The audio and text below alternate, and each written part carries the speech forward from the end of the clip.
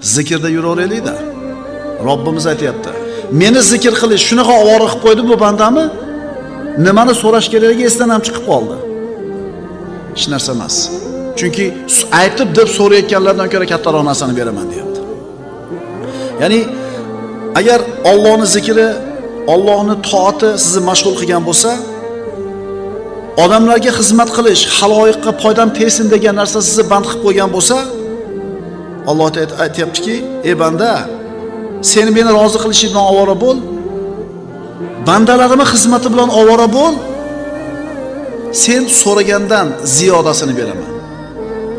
Alloh taolo aytadi: "Ey banda, sen men uchun men xohlagandek bo'l. Men sen xohlagan ishlarda sen aytgandek bo'laman." Qatarya? Ey odam bolasi, sen men uchun men xohlaganimdek bo'lgin, men sen uchun sen xohlagandek bo'laman.